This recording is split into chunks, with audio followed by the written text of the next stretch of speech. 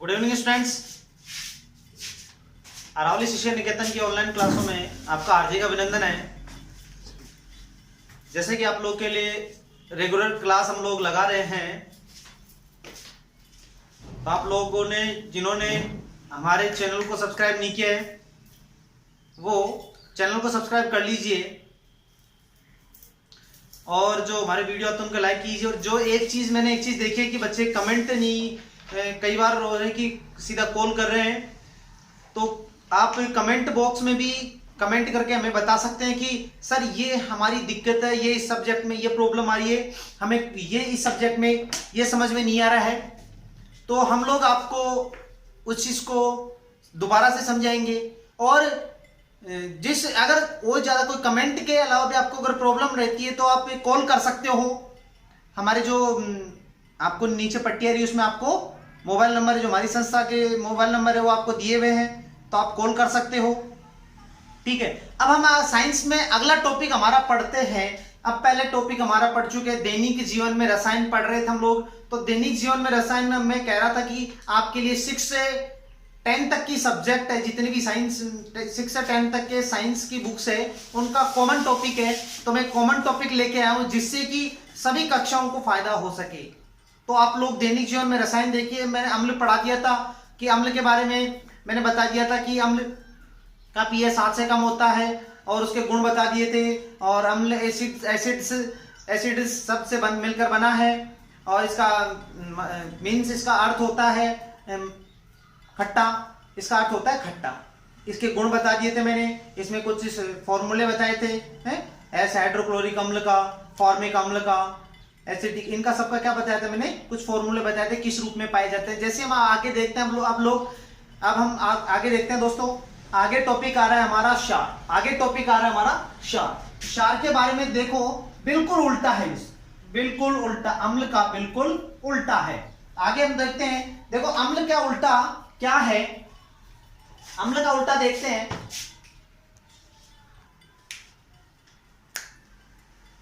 देखो दोस्तों, यह एक ऐसा पदार्थ है, यह एक ऐसा पदार्थ है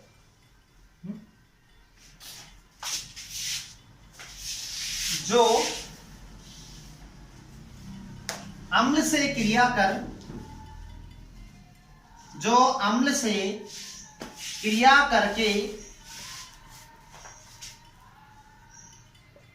लवण, जो अम्ल से क्रिया करके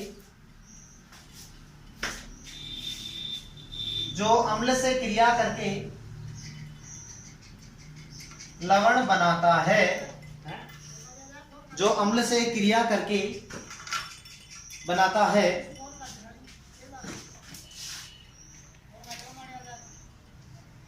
देखो दोस्तों, क्षार क्या होता है कि यह एक ऐसा पदार्थ है जो अम्ल से क्रिया करके लवण बनाता है। अब हम क्षार के गुणों के बारे में देखते हैं। क्षार के गुण क्या होते हैं। पहला गुण क्या है कि ये स्वाद में कड़वे होते हैं। ये स्वाद में कड़वे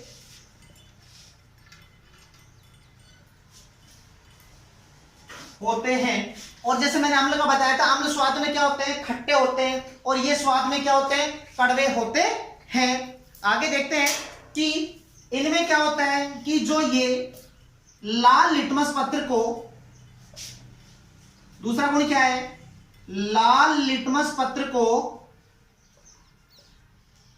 नीला कर देते हैं। लाल लिटमस पत्र को नीला कर देते हैं। उसमें क्या था, अम्ल में क्या था कि अम्ल में नीले लिटमस पत्र को क्या कर देते हैं, लाल कर देते हैं। ये लाल लिटमस पत्र को नीला कर देते हैं। आगे अगला गुण क्या होता है कि ये स्पर्श में, जब इनको हम स्पर्श करते हैं तो साबुन जैसा व्यवहार करते हैं। ये स्पर्श करने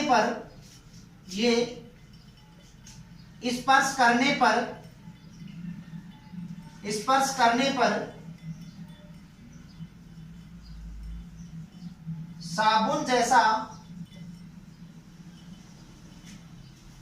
व्यवहार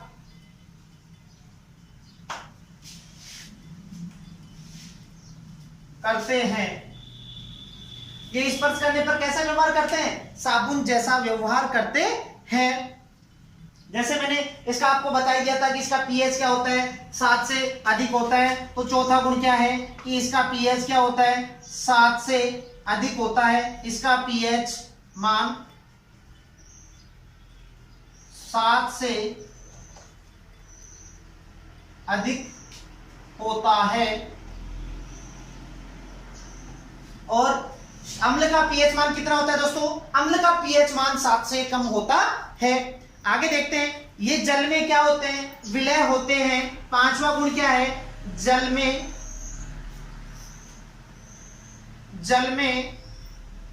विलय होते हैं। जल में विलय होते हैं। अब छठा गुण कौन सा है? छठा गुण मैं आपको आगे लिखवा रहा हूं, पहले इसको आप नोट कर लीजिए। पहले आप इसको नोट कर लीजिए।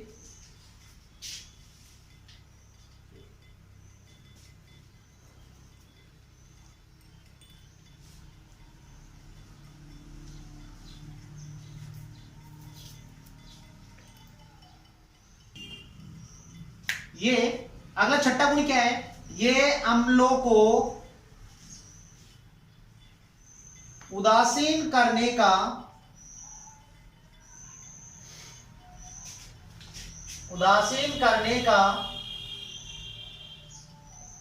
सामर्थ्य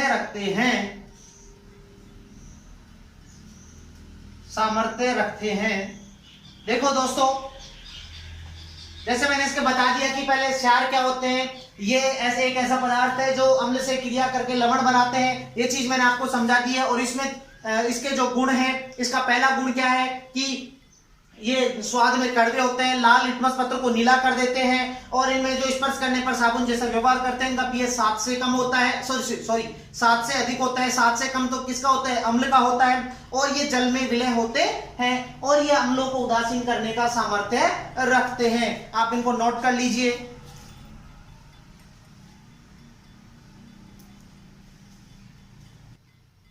देखो दोस्तों, हम लोग अभी पढ़ चुके हैं कि क्षार क्या होते हैं, क्षार के गुण पढ़ चुके हैं। अब जैसे कि कई ऐसे होते हैं, कई क्षार ऐसे होते हैं जो कई रूपों में पाए जाते हैं। जैसे कि क्षार के उदाहरण बता रहा हूं मैं। क्षार का पहला उदाहरण देखते हैं, सोडियम हाइड्रोक्साइड। सोडियम हाइड्रोक्साइड के रूप में भी पाया जाता है। क्षार किस रूप में पाया जाता है? सोडियम हाइड्रोक्साइड के रूप में भी पाया जाता है। सोडियम हाइड्रोक्साइड का फॉर्मूला क्या होता है? सोडियम हाइड्रोक्साइड का फॉर्मूला NaOH होता है। सोडियम हाइड्रोक्साइड का फॉर्मूला क्या होता है? NaOH होता है। जैसे कि आप लोग जो मैं फॉर्मूले बता रहा हूं, उनको आप साथ साथ में याद करते रहिए। और आगे दूसरा फॉर्मूला आ गया एल्यूमिनियम हाइड्रोक्साइड का। दूसरा फॉर्मूला किसका है? इसका एग्जांपल है एल्यूमिनियम हाइड्रोक्साइड का। एल्यूमिनियम हाइड्रोक्साइड का, एल्यूमिनियम हाइड्रोक्साइड, AlOH की थ्राइस। एल्यूमिनियम AlOH की थ्राइस। ऐसे बहुत से एग्जांपल है। आगे एग्जांपल और भी ले सकते हैं। अमोनियम हाइड्रोक्साइड का भी ले सकते हैं। अमोनियम हाइड्रोक्साइड का देखते हैं। अमोनियम हाइड्रोक्साइड, इसका फॉर्मूला होता है NH4OH। NH4OH।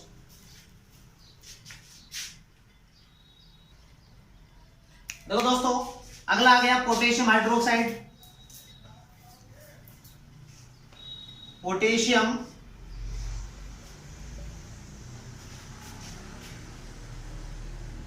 Hydroxide. Potassium hydroxide का फॉर्मूला क्या होता है? KOH होता है। ऐसे बहुत सारे, कैल्शियम हाइड्रोक्साइड CaOH ट्वाइस, ऐसे बहुत से फॉर्मूले होते हैं। तो ऐसे बहुत से फॉर्मूले होते हैं। तो कौन,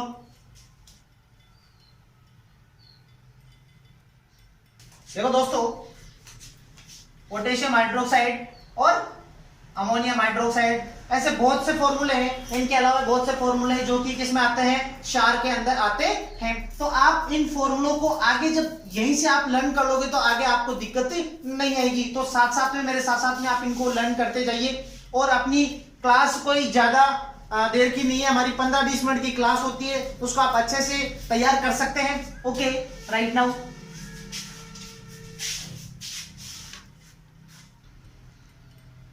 देखो दोस्तों, हम लोगों ने अम्ल और क्षार 2 टॉपिक पढ़ चुके हैं।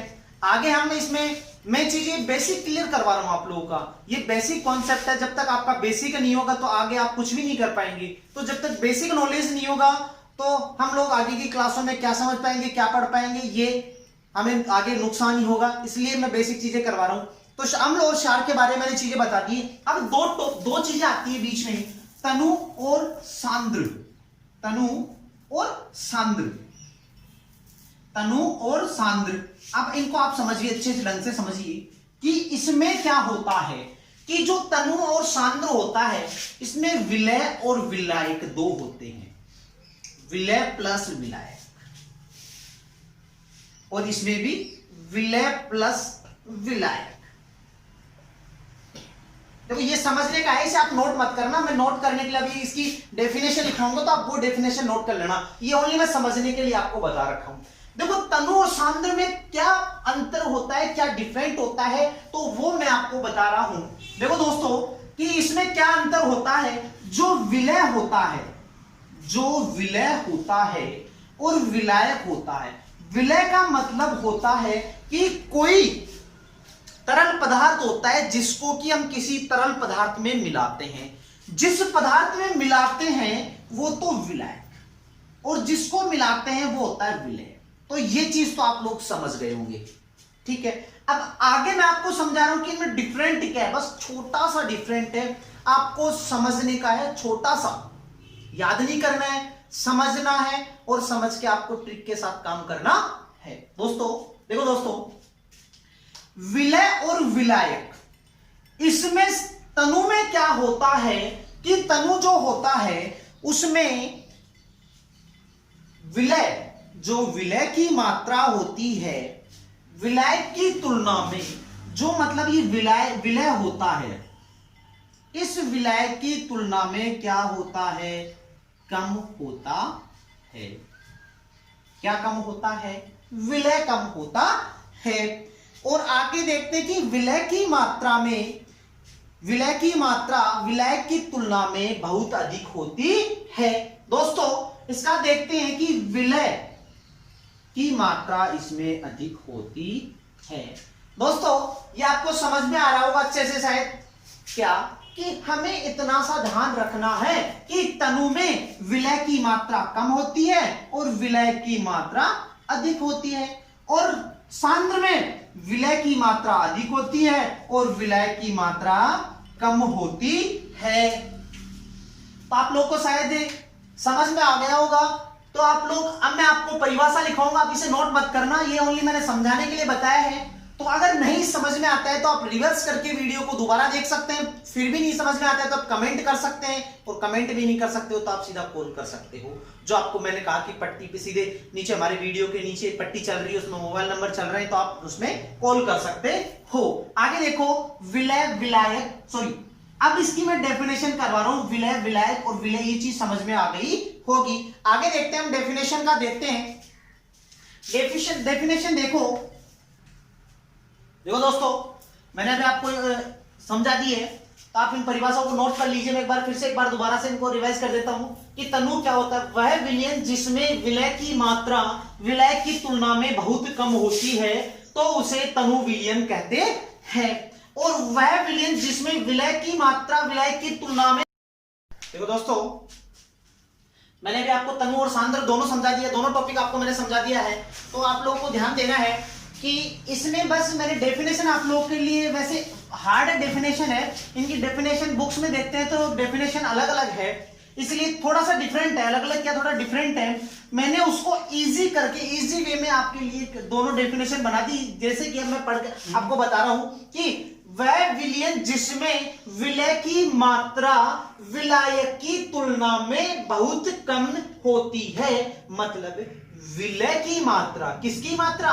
विलय की मात्रा विलायक की तुलना में क्या होती है? कम होती है। और इसके अंदर क्या होता है? विलय की मात्रा विलायक की तुलना में अधिक होती है। जैसे कि मैंने अभी पहले आपको समझा दिया, तो उसे क्या कहते हैं? उसे तो तनु कहते हैं, और जिसकी मात्रा अधिक होती है जिसमें, उसे सांद्र कहते हैं। ये जो दोनों टॉपिक है, जो दोनों डेफिनेशन है, दोनों शब्द है, ये शब्द आपके आगे तनु और सांद्र, आगे जैसे जैसे हम केमिस्ट्री के अंदर आगे पढ़ते जाएंगे तो ये शब्द काम में आते जाएंगे। तो आप अच्छे से इनको याद कर लीजिए, अच्छे से समझ लीजिए, जिससे कि आपका बेसिक कॉन्सेप्ट क्लियर हो जाएगा। ओके, राइट नाउ उसे लिखने की जो पहले मैंने समझाया तो उसे लिखना, ये वो मत लिखना, उसकी जगह ये लिख लो। ओनली डेफिनेशन लिखनी है, वो मैंने पहले समझाया था। ओके दोस्तों, धन्यवाद दोस्तों। अरावली शिक्षा निकेतन, जैसे कि अरावली शिक्षा निकेतन ने आपके लिए ऑनलाइन क्लासेस चला रखी है, तो आप लोग और भी विद्यार्थियों को शेयर कीजिए, जिससे कि उनको भी फायदा मिल सके। और हम लोग, मैं पहले बता दूं आपको ये चीज, आज फिर बता रहा हूं एक बार, हम लोग 1 जुलाई से अरावली शिक्षा निकेतन कुछ अलग अंदाज में आ रहा है। 1 जुलाई से अरावली शिक्षा निकेतन कुछ अलग अंदाज में आ रहा है।